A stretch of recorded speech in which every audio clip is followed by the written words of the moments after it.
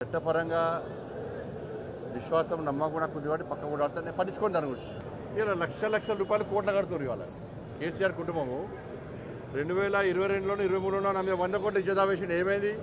మళ్ళీ 10 కోట్లకు ఇజ్జత్ వేసేయండి. కోట్లు చూసుకుంటే అవి ఉండేది కాదు, పోయేది కాదు. కోర్టు మీద నమ్మకం ఉంది మాకు.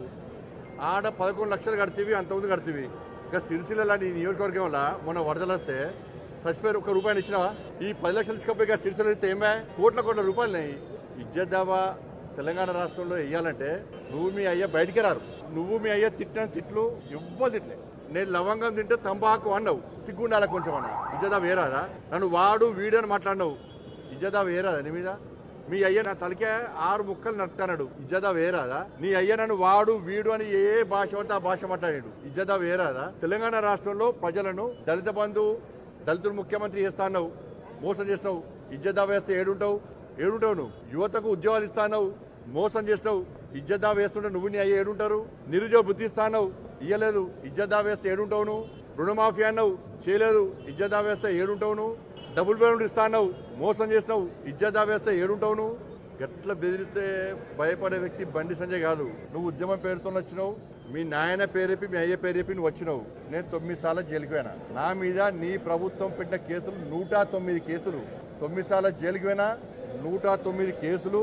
అర్ధరాత్రి ఎత్తుకపోయారు, మధ్యాహ్నం పూట ఎత్తుకపోయారు, రాళ్ల దాడులు చేశారు. కానీ అన్నిటిని నేను ఎట్లా ఎదుర్కొన్నా? రాజకీయ నాయకుడు నేను. ధైర్యంగా రాజకీయాన్ని ఎదుర్కొనే తప్ప ఇజ్జదావాలు వేసి బెదిరించే ప్రయత్నం చేస్తే భయపడే వ్యక్తి బండి సంజయ్ కాదు. నువ్వు ఏదో అనుకుంటున్నట్టున్నావు. ఇజ్జదావేగానే నోటీస్ చేయగానే బండి సంజయ్ భయపడతాడు.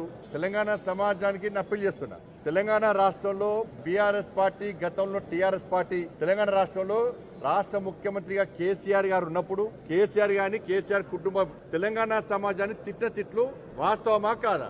అదే కుటుంబం ఇవాళ నాలాంటి సామాన్య కార్యకర్తల మీద ఇజ్జదావా వేసి బెదిరించే ప్రయత్నం చేస్తే వీళ్ళని ఏం చేయాలో తెలంగాణ సమాజం ఆలోచించాలి. ఇది కరెక్టా? నేనే బూతులు మాట్లాడలే, ఇక్కడ వాస్తవాలు మాట్లాడినా. నేను కోట్ల పక్కన నిరూపించుకుంటా. ప్రజాప్రతినిధిని నేను ఫీల్డ్ మీద కొట్టాడేటువంటి నాయకుడిని. నేను రాజకీయంగా ఎదుర్కొంటా తప్ప నేను ఇజ్జదావాల పేరుతో బెదిరించే ప్రయత్నం చేయాలి. నాకు రాజకీయంగా ఎదుర్కొనే దమ్ము నాకున్నది. నేను మొన్న సవాల్ చేసిన, నన్ను తంబాకు తింటావు అన్నావు. నేనేమన్నా అంటే తంబాకు తింటావు అన్నావు కదా, నేను నా కుటుంబ సభ్యులతో సహా వచ్చి ప్రమాణం చేస్తాను. నువ్వు డ్రగ్స్ తీసుకుంటా లేవు అని చెప్పి నీ కుటుంబ సభ్యులతో వచ్చి ప్రమాణం చేయమని అన్నా. ఎందుకు రాలే? మరి నా మీద ఆరోపణలు చేస్తావు కదా, ఎందుకు రాలే అంటున్నా. నువ్వు తప్పు చేయకుండా రావచ్చు కదా. నువ్వు దేవుని మొక్కవు, నీ కుటుంబ సభ్యులు తీసుకోరమ్మని చెప్పినా, ప్లేసు టైము డేటు డిసైడ్ చేయమని చెప్పినా. రాకపోవడంలో నీకున్న ఇబ్బంది ఏంది? ఇది ఫీల్డ్ గా కొట్టాడే పద్ధతి. లక్షలు కోట్ల కట్టడానికి పైసలు కనుక సిరిసిల్ల వరదలు వస్తే రూపాయి ఇచ్చే చేత కాదు. నీ కార్యకర్తలు చచ్చిపోతున్నారు, చాలా ప్రాంతాల్లో ఇబ్బంది పడుతున్నారు, వాళ్ళకు రూపాయి తీస్తున్నా, అన్ని తీస్తున్నా బిడ్డ.